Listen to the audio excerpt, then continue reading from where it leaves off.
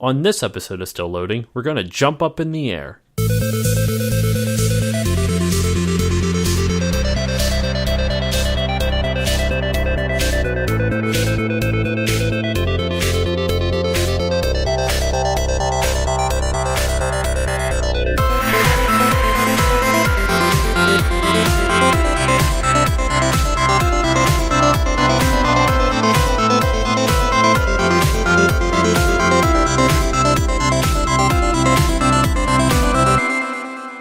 Hey guys, it's Josh and welcome to the newest episode of Still Loading. On this week's episode, we are actually going to talk about a new game for once, still kind of in the Nintendo vein, but we are going to talk about Super Mario Odyssey. And for this week, I have brought my friend Casey back to talk about the game. Thank you for having me on. It's always a pleasure. Thank you for coming back. Now, Casey, the reason I even chose you for this episode is you are the largest and biggest Mario... Well, not size-wise, but in terms of fan level. I hope not. You are the biggest fan that I know of Mario in general. You know more about it than most other people that I know, as well as I'm looking at your room right now, and it is filled with Mario things. Super Mario Bros. 3, Galaxy, Mario Party 3, Mario's history up until, at least until Galaxy 2. So, but yeah, so I guess to start off with this, to get everything going, I wanted to talk about, first things first, the gameplay. Now, actually, let's first, overall impressions without, like, just a really quick blurb, like, if you had to say good or bad, without going into details, would you say good or bad? Phenomenal. There we go. Yeah. That's what I 100% agree. Yeah. No, I loved it. So let's jump right into it. I don't really have the box art in front of me like we usually go with, but Super Mario Odyssey I thought was an interesting idea for them to take, like instead of it kind of went back to like, you know, Super Mario 64 and Super Mario Sunshine. It kind of got rid of the linear 3D platforming like Galaxy brought, which isn't bad, but Galaxy was much more linear, you know? Yeah. So I guess the first thing and the most important aspect of the gameplay is Cappy. I mean, what do you think about Cappy? I mean, it's an interesting concept, you know, never in the history of Mario games that we've had his hat as a weapon, you know, as a projectile weapon, and I thought that was a really cool concept. It kind of made me think, okay, what can Nintendo do next with this game? You know, what kind of other boundaries can they break? And, you know, lo and behold, they never disappoint. So this, something as minor as using his hat as a weapon and as a live creature or whatever you want to call it, it's really, really neat.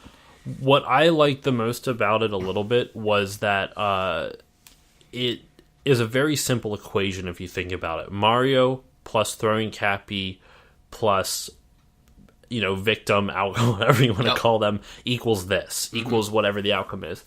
And literally all they do in the gameplay is change that one variable. Whoever the target is, the victim, quote unquote, it changes the outcome drastically. Exactly. And they pick the same exact thing every time. It's the same exact equation throughout the entire game, but all they're doing is just swapping out variables. Yep. And that's what I think is so unique about the gameplay. It's the same design, but it changes so much, even though they're not changing the equation. It boggles my mind when you think about that. And I think that's what makes I think it's what makes this game strong. Not just other games, but other games that generally get too complicated. I feel like that's where the downfall comes from. But with this, it's so straightforward. It's easy for anyone to pick up. Definitely. It's definitely an all ages type of game. You know, old school, right from the beginning. Mainly more so of the Mario 64 era, for those who grew up playing that, of course, up until the Galaxy era. It's kind of like a nice mix in between. And just to extend on what you were saying about the gameplay-wise and how they incorporated it, it's kind of reminds me of using different elements from different games, you know, such as Kirby, for example. You know, how he would, you know, suck up the enemy. I didn't even think about that. Yeah, he would suck up the enemy and become the enemy, where Mario would throw Cappy onto whatever enemy and become that enemy's power. Like, I thought that was I didn't even really think neat. about that. You're right. It is a lot like Kirby. I honestly... That's why I like doing this. Like, people have different perspectives on things that I'm not going to always see. No, you're right. It's a lot like Kirby. You just take over now, but instead of, well, yeah, because instead of sucking up the enemy to kill them, you just take over them. So you're still like kind of taking an enemy out of the equation of the level, if you want to think of it like that. But what I like is the variety of enemies that you can take over, and they each have different things. So if we go to the very first world, Cappy's homeworld, I forget what it's called, but Cappy's homeworld, the very first thing, and they don't tell you it exactly. Like if you do it with it because you know it, because it's by accident, it's there. If you take too long, then they'll tell you. But the frogs, it's the very first thing, and you throw it on there. And even the first enemy you take over, it's a very simple mechanic. It's Mario that jumps higher. That's it. I mean, he can run on water and stuff like that, and if you notice, when the first time that you throw the cap on the frog and it goes through that whole little cutscene of Mario, like, going through some, I don't know, like, David Finch type of... David Finch. Wait, is that... David Fincher, that's what I'm thinking of. Yeah. But, like, some kind of, like, trippy... movie type of thing. He's like freaking out because he's getting sucked into the brain of this frog. Yeah, it's kind of fucked up. It's a little trippy looking. Like they just see, and like he looks at his little frog feet. I forget the actual word for them right now. Can you think? I don't know. Whatever. I know. But if you watch that cutscene or that little cinematic as it's going, you can see secrets behind where you came from that you couldn't have reached before. Right.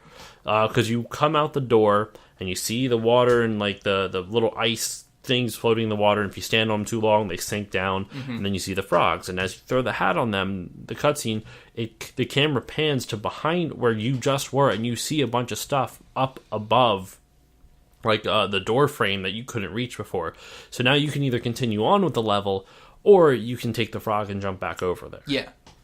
Yeah, I like the amount of options that this game gives you, and I know the replay value is incredibly high. There's just so much to do, and when I first played it, and it's like what you said at the beginning of this podcast, how it kind of steers away from the whole linear aspect of it, which there was nothing wrong with the previous games, and you're right. It just, for me, I was so used to that when I went to go play this game, I was a little bit disappointed that they didn't have just regular levels. You get the moon, and then after you get the moon, you go back to the main lobby or Cappy's world or whatever, and then you go to the next level and do the same, where it's just when you just run around and get all the moons that you can. But looking back now, I'm actually kind of happy that they did change it. It's a fresh perspective on it, and it just, you can do so much in each kingdom, and it's great. What I really like is that, like you said, it's much more open. You don't just get a star or a power, well, in this game, a power moon, and then you go back to the beginning. But what's cool about it is that since there are so many, I believe there's like over almost 1,000 of them in the game or something like that. There's so many power moons. It would be killer. Killer not in a good way, but like it would kill the flow and momentum of the game if they did what Super Mario 64 did, Absolutely. where every time you get a power moon, you get sucked back out, and then you have to jump back in, and the whole world is reset. Absolutely. I agree with that. And I like the fact that it's almost like they took an open world game and Nintendoized it. Like they literally just took...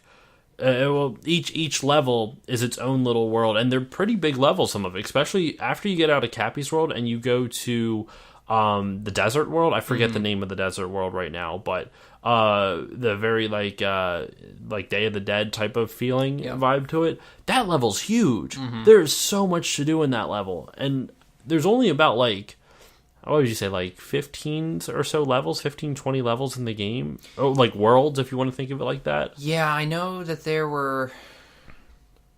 I have to go back and look, because I played through the game, and then I went back and got some of the power moons, but I didn't go back to replay it, and I want to, because, after you complete the game... apology for the spoiler, but you unlock the Mushroom Kingdom. Oh no, there's going to be spoilers throughout this. So True. If you haven't beaten this game, spoilers. I guess it's a little late, but who cares? You should play it by now. If you haven't, go play it now. Pause the podcast, go play it, spend the 10, 15 hours to beat it, come on back, and just continue on with this. Absolutely. But yeah, it's one of those things where it has a really high replay value.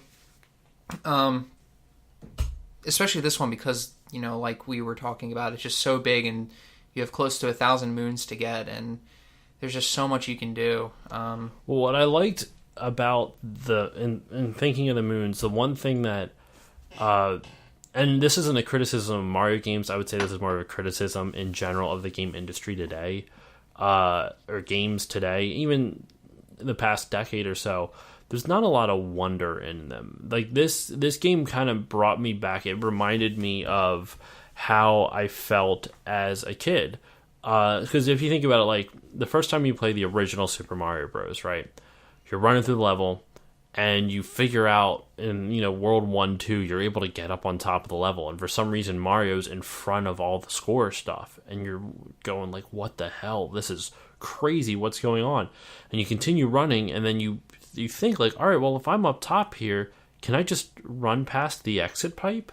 And you run past the exit pipe, you're like, where's he going? What's happening? Yeah. And all of a sudden, you see 3 other pipes just appear. Mm-hmm. And it's like, and it blows your mind, and you're like, holy shit, this is, where does it take me? Yeah. I don't know what's happening here. And you find out it's a warp zone, and you can go to one of 3 different worlds. I believe it's something like World 2, 4, 3, and 4, mm-hmm. or something like that. Yep. And that's an awesome secret. Like, that's a great secret, and it makes you feel excited and just kind of curious. You're constantly curious. And even if you go to the first level, you have that hidden block that gives you the 1-up if you don't go down the pipe. Not a lot of games do that anymore. I'm not saying that it's a bad thing. Game design has changed, and that's mm-hmm. great. It's become much more refined and much more consistent, for better and for worse. But you kind of lose that excitement and like childlike wonder is what I'm trying to say. Yeah. And Odyssey captured that really well for me, because you would play through a level and you would just and I think that's why they kind of made some of the moons easy. You could just go see a guy on a bench and sit down and talk to him and be like, oh, no one talked to me. Here's a power moon. And you go, what? Yeah. And it's almost like they kind of throw out, like, some of the power moons are fucking impossible to get. But then some of them are just in unexpected places. Yeah. And that's where they kind of do it. They know they can't really trick you the way they used to, but they know they can try to like shift your focus somewhere else. And Nintendo's comical in that sense, because just what you were talking about, just getting a power moon just by talking to someone, it's like, oh, that was easy, that's funny. Even going back to the original Super Mario Brothers 2, or the Lost Levels here, when you would try to warp, you would go back a level instead of going forward. That's like the biggest middle finger into a game that's one of the hardest. Well, Mario Lost Levels were just a big middle finger to everyone. Yeah, absolutely. I honestly credit the Lost Levels to the beginning of like the Kaizo Mario craze. You know what I mean? Definitely. For those who don't know, Kaizo Mario is basically homebrew Mario games where they make the levels obscenely difficult, and you generally have to apply tactics that you don't normally think about applying. A lot of them, my personal favorite ones are like Super Mario Bros. 3 and Super Mario World ones, because the Mario World ones generally has a lot of Yoshi sacrifices, which in a weird way amuses me, only because people's reactions to it. No, I loved you. Oh. But the great thing about Odyssey too is that it pays definitely homages to the previous Mario games, like oh my goodness. I mean, all the 2D segments. Absolutely. Oh, that was so great. I thought that was a really neat feature. And then when you're going through New Donk City and it's playing Jump Up in the Air, like, I was getting goosebumps. I'm like, this is my childhood right now. And the funny thing is, objectively speaking, that song's not very good. It's super cheesy. You know what it reminds me of? Bad Sonic music from like the early 2000s. You know what definitely. I mean? Mm-hmm. But in a weird way, that made me so happy. Yeah. I totally agree. I mean, if I just heard that on the radio or something, I'd be like, this is so stupid. But the way how Mario is incorporated in it, and the imagery, and within the context of the game, exactly, it really, really paints a great picture. I also like at the end of the game when he's wearing the tuxedo. It reminded me of Super Mario All-Stars box.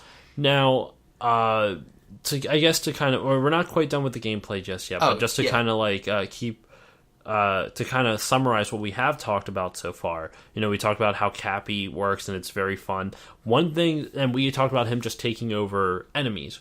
One thing that we haven't talked about yet is how Cappy affects Mario's movement.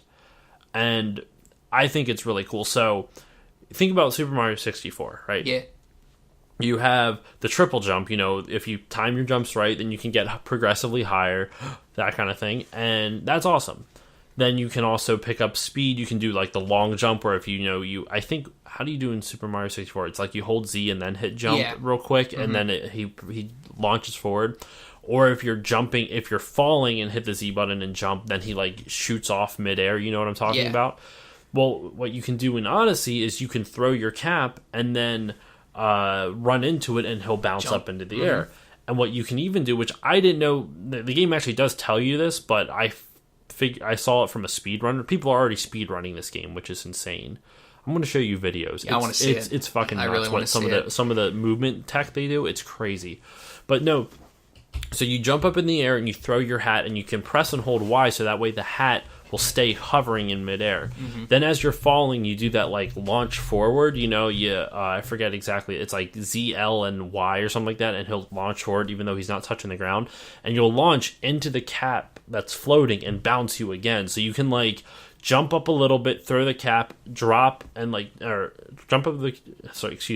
jump up, throw the cap, let it hover, drop a little bit so that way you can like launch Mario, and then he'll bounce off the cap so you get distance and height at the same time. It's a really interesting game mechanic, and what I've seen some people do is they'll do that and then like jump into a wall that way and then go back the other way. As long as you touch something after, because I wasn't sure if you can like chain it, jump, throw the hat, dart forward, bounce it, then throw the hat again, dart forward and bounce it a second time. It doesn't let you do that. If you can throw it again, and when you dart forward, he'll just kind of go right through the hat, completely miss it. It's kind of aggravating. But if you touch something in between all that, you can technically just keep this chain going over and over and over again. And there's a lot of different parts of the game that really relies on the movement tech, that like your mastery of the movement tech. So there's some power stars that are very hidden that you have to master the movement tech in order to reach. Yep. And I think the idea of having Cappy be part of that is a really cool idea. You really have to play around with it in order to, get the right angle, get the right jump, which is great because it's not so cut and dry, as some other Mario games in the past made it out to be. But there were just other ways to, utilize movements and strategies to get whatever power moon that you can. I remember in the when I would be underwater a lot, and I was just too lazy to go through to get the air bubbles. I would just throw Cappy under a cheap sheet and just become that and just swim around. Didn't need to do anything. I love that. That was one of my favorite things. And I guess what's cool is that they even took that same, like we talked about before. It takes a very simple equation: Mario plus throwing Cappy plus target equals some outcome. They actually add an extra variable of where that equation is getting put in, because if it's just on land, it's only so many, but like if you have it underwater, it adds a whole new level of how things work. So you can have you can take control of different fish and that kind of thing. So I guess the equation doesn't really change, but it is interesting the different places you can go. Like, for example, the squids. That squid level? Yeah. Where you take over the little squid guy, you can either propel yourself up or launch yourself over. That was so and there's a boss fight using him, too. I thought that was a really cool concept. Overall, I just thought the game was... What was cool about their equation is that since all you had to do was just swap out that target variable, it could allow lots of unique ideas for it's almost like they had ideas for individual Mario levels, but it wasn't enough to make a full level out of it, so they just turned it into an enemy and then used that as like the basis for it. I don't know how to describe it, but I was really impressed with everything involving the different enemies you could take over, and plus now the movement tech that Cappy gave you. Is there any... I don't have much else to talk about with the gameplay. Is there any like final things you want to talk about the gameplay before we move on to the art direction and just art style? No, I mean, I thought it was really well done. I mean, what I was about to say, I don't know if that has to do with the gameplay or the art style, but maybe what I'm about to say could segue into either. It could be either one. Sure, I'm open. I forget the name of it, but when you're in the kingdom before, when you're in the kingdom before going to Bowser's castles, you fight the dragon. Yes. I thought that was really, really unique. That was just so out of left field, but I thought it was cool. I hate that fight, too. I do, too. Took me a while. Do you know in the Mushroom Kingdom, like, you can play a lot of those bosses over again? Oh, can you? Yeah, if you go to the Mushroom Kingdom, after you beat the game, there's, like, different towers, and in each of those towers, there is in each of those towers, it takes you to one of the bosses you fought beforehand, and generally a tougher version of that boss. Oh, okay. So you'll fight the lady who had the chain chomp, and you have to, like, take over the chain chomp and have it smack into her face. That was another cool idea. I like that. The fact that in the middle of boss fights, you would take over the boss's allies to use them against them. Yep. I thought that was a great move idea. Forward and like a slingshot hit them. Yep. But no, so you fight that dragon again, and he's 10 times harder. I could not beat him. I couldn't beat him on the second round through. I never tried it, and I kind of want to just to see how tough it is. I'm definitely taking your word for it, but it's one of those things where it's like I got to see it myself. Well, did you get to the dark side of the moon at all? I don't think I have. So this isn't any story spoilers, but I guess spoilers for other people if they don't want to know this. If you get enough power moons, there's other levels past the Mushroom Kingdom that you don't know about. Oh. There is the dark side of the moon, which essentially, remember the Broodals, the rabbit bosses that you had to fight. Yep.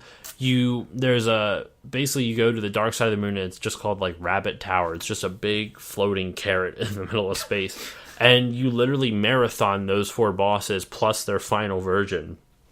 The only time you get health back is after you beat the 4th boss before the 5th and like final version where they're all together in that big mech suit, which arguably is the easiest version of that entire fight. Especially when you get up there, you get to take over one of like the Hammer Bros. You get to take over a Hammer Bros. Oh, really? And since they jump higher, it's easier to dodge everything, and they throw hammers absurdly fast, which does more damage than you can do stomping. Yep. So literally, I don't know how to describe it. It was just so easy. It was one of the easiest things, because when you fight that mech thing, you have to break the legs of the mech.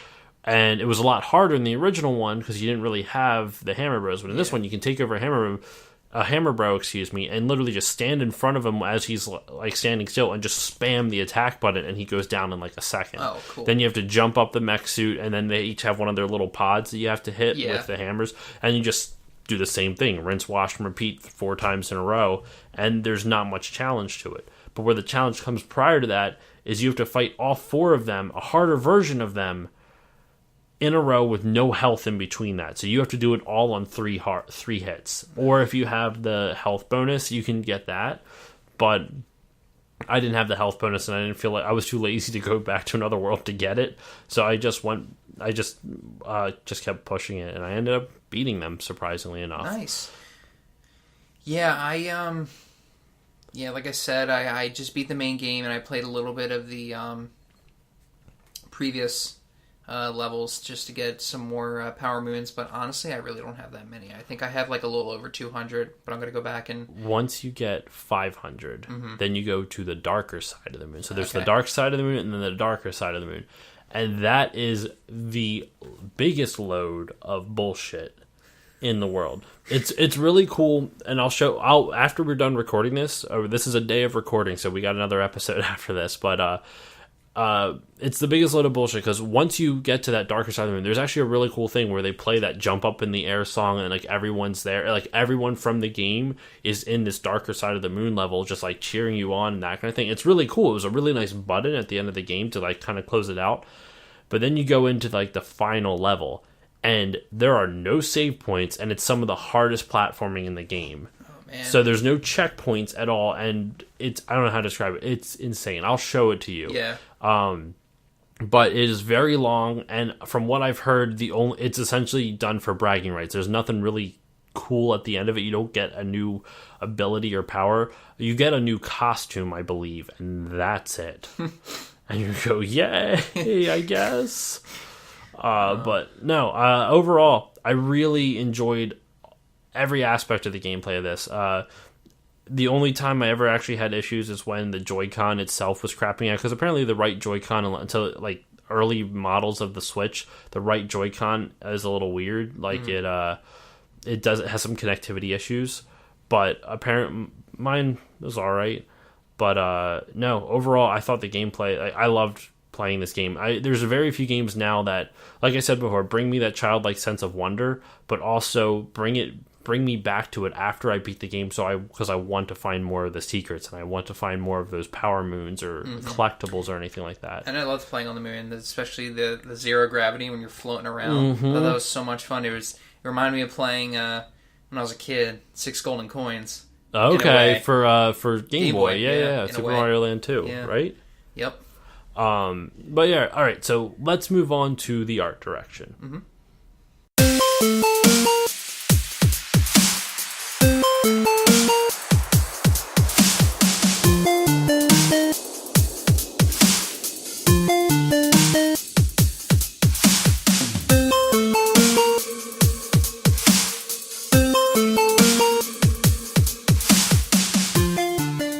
All right, and so the art direction. Actually, no. Yeah, no, let's do art direction. Sorry, I was thinking we could do story, but we'll save story. We probably should have led with that. You know what? We're going to switch gears anyway. Even though I said art direction before the break, we're going to do art direction after another break. We're doing story right now, damn it. Cool. Because I'm nothing but organized. All right, so the story of the game, and I guess we'll do story and art direction during this portion of it before the next break, because the reality of it is the storyline isn't that impressive. It's a Mario game. Yeah, it's no different than any other. So the storyline is just your Mario not even saving Princess Peach this time. I mean, yes and no, but you're saving, since you have Cappy, Mario's new friend. He has a girlfriend, wife person? Yeah, whatever you want to call it. And Bowser's trying to marry Princess Peach, and he is going around he's going around the world to basically get different things for his wedding. So he gets, like a ring, he gets, I think like a soup, like a wedding soup or something like that. He steals like a cake from somewhere, I'm pretty sure. He steals a bunch of different parts from it. And meanwhile just holding Princess Peach and this female version of Cappy. He's stealing them from the kingdoms that you're chasing him to play through. Yeah. Yeah, exactly, because you're trying to get Peach back, and as you're trying to get her back, he's stealing more things from the wedding as you're trying to get her back. And I actually kind of like that. I like that it wasn't just like, all right, let me just kidnap her for the sake of being a dick to you, Mario. It was like, no, yeah. I want to marry her.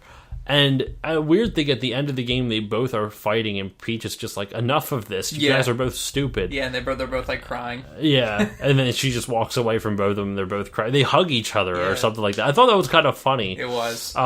Maybe that's Nintendo's stab at not being quite as sexist. Who knows? Yeah. Peach didn't need rescuing, but she did at the same... I don't know, it was a really weird mixed message on that one. It's like, I needed rescuing, but I'm going to make you feel bad, and you're not going to get any, Mario. Yep. So, like, I'm not saying he deserved any, for clarification, but it's just a weird type of thing. It's like, I need saving, but at the same time, I don't need saving.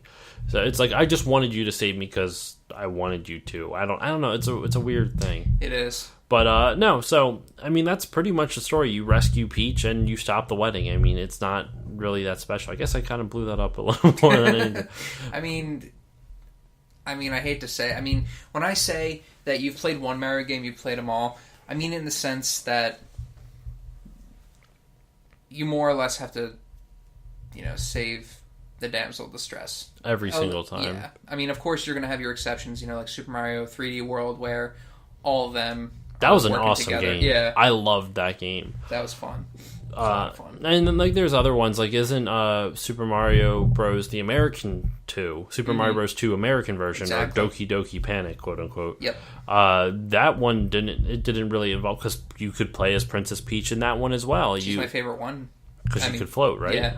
I like how that, even though that was, for those who don't know, I mean, I'm going to be doing a Super Mario Bros. 2 episode eventually. So we'll go into it more with, I'll go into it more with that, but that wasn't the Super Mario Bros. 2 we got in the US wasn't actually a Super Mario game originally. It was another game called Doki Doki Panic that they just kind of swapped the sprites out, and that's about it. But we'll go into all that later. But I just find that interesting that that's where Peach's characteristics for the rest of for all of her playable games comes from. Yep. The fact that she's not necessarily the fastest or can jump that high, but she can float, so you can control her movement a lot more precisely than you can with any others. And even in Smash, they put that ability in there too. Smash, and then even Super Mario 3D World and Land, I guess, for that matter. Yep. I'm actually I feel like I'm in the minority with this, but I actually like Mario Brothers 2 better than 1. I think there's a big contingent for that. If you think about it, like it added a bunch of new characters. Like Shy Guys weren't a thing until Super Mario Bros. 2. But anyway, we're digressing. Yeah, it's neither here nor there. That honestly, in all honesty, spoiler alert for upcoming episodes, I'm probably going to have you back on for Mario 2 and 3 because it's going to be there. But look forward to it. So the art direction of the game. First off, let me just say, I think this game is absolutely gorgeous. What do you think? They always outdo themselves. Nintendo always outdoes themselves, and it's just kind of like, all right, there's no way they can get any better from the last game. There's no way, and then they always do it. Well, I think the reality of it is that one, they have better hardware this time. The last time they made a Mario game for the Wii U, there wasn't really a true Mario game for the Wii U. You had the Super Mario 3D World and stuff like that, and that's a Mario game to an extent. And then Super Mario Brothers. I should have clarified. I should have meant for the story and the gameplay, but in terms of art, it's actually great. The fact that you can transfer from 3D to 2D and pretty seamlessly too. There's not a big transition. The color, the brightness. It's just a happy game. It makes you happy when you play it. What I really like, and this is a really weird compliment for the game, I like its water graphic, the water graphics, and ever since Super Mario Sunshine, the water graphics for 3D Mario games have been awesome. I love the way the water looks in Super Mario Sunshine. It's bizarrely good looking compared to the rest of the game, which the game itself is fine. And it's a very polarizing game. Some people love it, some people hate it. And there's really weird segments where it doesn't feel 100% finished, but the water looks gorgeous every time. And when I was talking about the dragon, I again can't think of it top of my name, but the kingdom where you have to fight the dragon. And I think it's the Lost Kingdom or the Last Kingdom or something like that. I think it is. And I'm not talking about Mario himself, but the dragon and the texture and the rain and just the detail in it. Dare I say, it looked a lot like PS4 graphics. The Switch has the ability, I would say, to copy at least low-end PS4 graphics. I just meant in terms of a Mario game. You don't really see that often. It's a really pretty level. I still hate that fight, but it's a pretty level. I like that. And here's the thing: in any video game, art direction is extremely important because ultimately that decides how well a game is going to age. That and controls. Gameplay, you can get away with dated gameplay to a degree because people will go into it expecting that. But what people can't abide by usually are either poor graphics or poor controls. So, for example, GoldenEye is a fantastic game, but do you really want to go back and play that? Like the N60, I loved it as a kid, but when you get used to modern shooters and you try to go back to GoldenEye, it's hard because you forget you can't control where you're aiming. You can control where you're turning, but everything is auto-aimed unless you hold a button, but then Bond stops moving dead in his tracks and the reticule goes around. So it's the controls, they work for what they were, and it's an important game nonetheless, but it doesn't hold up as well because, let's face it, the graphics aren't that great. I love GoldenEye, but and this is no criticism of the game itself. It's a super important game, but it's hard to hold up to this test of time. But go back on that same merit, go back to Super Mario 64. And while the controls, I would argue, are still not as good as what they are now, but the graphics still look decent. I mean, it's still not the best, but they still look pleasing to the eye, and the controls still function. Like, I don't get as frustrated with the controls in Mario 64 as I do in GoldenEye. Definitely. And that's the thing about Nintendo that makes them so unique and so ahead of the game, is that they always put out these games, whether it's Super Mario, Legend of Zelda, that just I shouldn't say all, but a lot of them are 10 out of 10, and they get better with age. One of my favorite games of all time is Super Mario World for Super Nintendo. I love that game. That game came out 26 years ago, 91. Yeah, yeah, 26 years ago. I was one when that came out, and to this day, no words to describe. And the thing that they do, and this does tie back to Odyssey, what Nintendo does first in every Mario game, no matter what it is, no matter what type of gameplay ideas they have for it, no matter what type of elements they want to include, once they determine what the game is going to be, before they create any of the puzzles, they work on Mario's movement. They get his movement down to as perfect as they possibly can get it for that console. Because if you don't like how a character controls, you're not going to enjoy the rest of the game. Absolutely, that is key. And I know I said before, like, what ultimately decides how well a game ages is controls and graphics. Graphics, yes, but graphics, when your developers are only going to make games for the here and now, understandably. You're not going to make a game for an audience 5 years from now, because you're not going to make any money on it. I mean, it's a weird gamble to try, who knows, but with gameplay, the most important thing, other than good graphics now, like, I'm not saying good art direction, there's a difference. Good graphics versus good art direction. Medal of Honor Frontline has amazing graphics, but they don't really hold up because it's not good art direction. Right. Versus when you look at games like Sly Cooper, amazing graphics at the time, and the reason why they still hold up now is because the art direction was very solid on it. They picked something that wouldn't just be outdated. Yep. It's the same reason why, like, Super Mario Sunshine still looks decent, because the art direction was good. I totally lost where I was going with that. But no, with Mario Odyssey, it has good... Oh yeah, sorry, I remember now. Where I was talking about, like, good graphics and art direction. That will only be known after time, because everything looks good, relatively speaking. There are exceptions, of course, but in general, most games look good upon release. What really matters is the controls upon release, and Nintendo focuses so much on that prior to, like, even the rest of the game being developed, that's why I think it handles so well. In general, why Mario games stand up to the test of time so well. Absolutely. All right, so let us then. I mean, do you have anything else to say about the graphics or art direction? I mean, we can say they're beautiful and stuff like that. I would say, skyboxes are really nice. I also really like the vistas. Like, when you are on any level, you can, especially like New Donk City or something like that, you can look out and you can see so much more. I mean, you can't play over there, but it looks visually amazing. Oh, it does. You know what I mean? Yeah, I mean, I know I sound like a broken record, but it really is gorgeous. It's one of those things where you really have to see it for yourself. I mean, every Mario game that comes out, they really focus on how to make it aesthetically pleasing, and it's pretty great. I don't know what else to say. It's awesome. It's all good. So we'll move on to some of the final things that we're going to talk about. The next thing and pretty much final thing I wanted to talk about was the music, which will be a short discussion, but on to the music.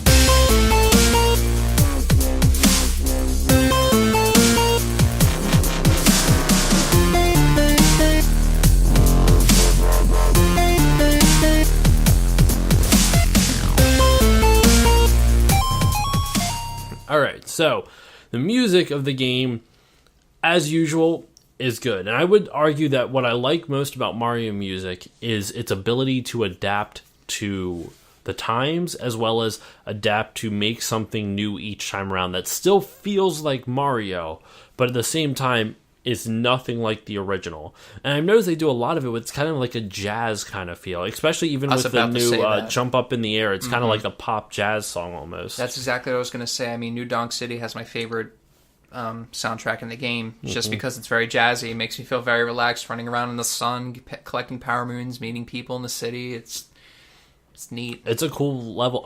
And speaking of that level, that also has that cool little side mission where you have to collect a band, and they play the Mario theme in the theater. Yep. And I like how you don't really know where they're going with it at first, because the first thing you almost always get, I mean, you can get him in any order, but if you get the drummer first, he's just, playing a drum beat, or something. And you're just wondering, like, all right, that's a nice beat. My favorite part is that when you bring him in, there's just a bunch of random people just like fist bumping. Yep. In the middle, they're like, I don't know what's happening, but this is a great drum beat. And so you go get more musicians. You end up getting a trumpet player, a guitarist, and a bassist, I believe. And as you bring them in, because it lets you hear the progression as it adds in the new musician each time, it's really interesting to hear, because you can kind of hear the song build up. And I remember I was just going in there. I stood in there for like 10 minutes just going like, this is a great arrangement of the Mario theme song. I think they did that. I know I'm digressing, but I think, if I remember correctly, they may have done that in Luigi's Mansion too. But I forget. Yeah. And I meant also not like Dark Moon. Not Dark Moon. Yeah. Yeah, when you're in the music room and you're hitting on all the instruments and it does the beat and then it all comes together. So it kind of reminded me of that. I'll have to check that out. I actually recently picked up Luigi's Mansion. I played it, but I never beat it. So, and it's kind of a sad thing about me, I guess, is I never beat a Mario game up until I was like 26. Really? I'm dead serious, man. Wow. I actually want you to come over sometime so we can go through some of the Mario games I can't beat. So not to like have you do all of it, right? But literally just to pass the controller back and forth. I would love that, yeah. Because I've beaten Super Mario World, and now I've beaten Galaxy 1, and I've beaten 3D World, and I've beaten now Odyssey. So I've been in a good chunk now, but the first one I beat was Super Mario World when I was like 2 years ago, and then since then I've beaten a ton. Right. But it took me up until my 26th year of life to finally never too late, beat man. a Mario Never game. too late. It's great. But no, the music's awesome. Each level has a cool theme. It fits the theme each time. It fits the mood of the level each time. I like Mario's, like I said before, the Mario music's ability to adapt to each generation as well as kind of refining itself. I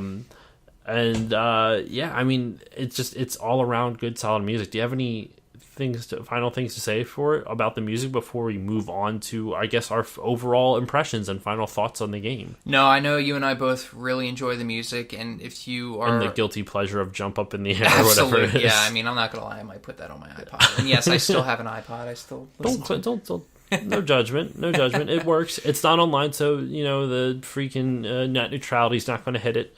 That's true. Good point. See what happens with that. But I just realized, too, I know I'm segueing, but this was totally unintentional. I filled up my water, and I have a... He has Mario on his glass. We each have... I have Peanut's Christmas. It is Christmas time, which is nice. December. We're recording this on December 2nd. I don't know why I gave that specific date, because you guys are going to hear this a couple weeks later. But yeah, I know he segued, but my point is that, like, if you played Mario games and you are a fan of their sound, you will not be disappointed. I know when it comes to music, it's subjective. Some people might like the older Mario game musics mainly for nostalgia factor, but it's great. Check it out for yourself. Let me know what you think. But, all right, so I guess to wrap all of this up, we've been talking for, like a good chunk of time now, so to wrap all of this up, overall opinions of the game is that, I mean, I guess we're beating a dead horse at this point because, well, I guess not a dead horse. We're preaching to the choir, I guess is a better analogy for this, because most, video game news sources agree it's a masterpiece. It's a very, very, very good game. I wouldn't quite put it up there as masterpiece for me, but it's pretty damn high. Like, I really enjoyed a lot of aspects of this game, and I still go back, even though I have other games to play right now. I'm trying to force myself to play Breath of the Wild. Controversial opinion, not a big fan of it, but that's for another episode. But I keep going back to this because I like this game so much. Yeah, and it's one of those things too, where I'm going to go back and try to collect as many moons as I can. I don't know if I would ever do the 999, but who knows? Maybe I will. Maybe. Weird thing on the side note with that, you can buy moons. Like, it's 100 coins per, but you can just buy all the moons you want to hit what you need if you're not good. I did do that, but I don't know how to explain this, and maybe you will have more of an idea of where I'm coming from with this. But I feel like you can buy the moons, but you can't unlock certain things when you buy them after a certain amount of time. How does that work? So you can buy the moons to get where you need to go, but if you want any things for like the costumes, there's certain you have to obtain a certain number of moons to unlock an additional costume. That's right. Yeah. So I haven't checked that out personally, so maybe I'll try that out a little bit to see if I test it. I don't have a lot of coins anymore because I keep buying costumes, and I want that damn skeleton costume, but it's like almost 10,000 coins, and I'm too lazy to just save up for it. What costume is basically your go-to? Actually, the Super Mario 64 costume. I love having the like old school costume there. Have you seen that? I haven't. Oh, I'll show it to you. Yeah, you can check that out. You can get a costume that makes Mario look like his 64-bit counterpart. Are you serious? Yeah. Oh, I gotta get that really one. Cool. I want to get that one. That's my go-to. Either that or Samurai Mario with the big samurai. Yeah, I have that one. My go-to is basically the one where he's kind of wearing like the mechanic suit and has the Famicom. Wait, really? Yeah. It's like like the back of like the call Nintendo and fix this. Yep. And on the back says Famicom. I didn't even see that. That's fucking awesome. I need to go do that right now. Yep. That's my go-to. That's great. I love it. Yeah. It's like small touches like that. The game really pays a lot of homages back to, like you said before, it pays a lot of homages back to its roots, and it recognizes. You can dress up as Dr. Mario. You can dress up as the Nintendo Repairman, which was literally they just stuck Mario's head on the back of manuals. That's such a random callback to that. Love it. That's so. That attention to detail not a lot of game developers do. I'm not saying only Nintendo, because I think Naughty Dog and other people like that do it, but not a lot of developers give that kind of care and attention that some game, like especially storied franchises and stuff like that, they definitely need. So, overall, fantastic game. Go and play it. I can't recommend it enough. Absolutely. If you have a Switch, it's a must-own. Alright, so to wrap everything up, now that we've given all of our opinions, hopefully you guys enjoyed the episode. Thank you everyone for listening. It was a pleasure talking with you, Casey. Thank you for having me on. I love doing this. And you can find me on Twitter, Facebook, Instagram, @StillLoadingPod on all of those. Feel free to reach out to me. I believe it's @StillLoadingContact@gmail.com. So if you have it... .com if you have any questions or feel like just reaching out to talk or anything like that. Casey, is there any places do you have any social media you like to advertise, or do you like your private stuff to stay private, understandably? You can follow me on Instagram. I mainly just post a lot of video game related stuff, my collection, a lot of Mario related stuff, so if you're into that, it's Kazuya Kane. I'm a big Tekken fan, so that's where it comes from. That's KAZUYA KAN as in November E. All right, so Kazuya Kane on Instagram, give him a follow. So thank you thank you everyone for listening, and we'll be back next week with another episode, and I will see you all next time.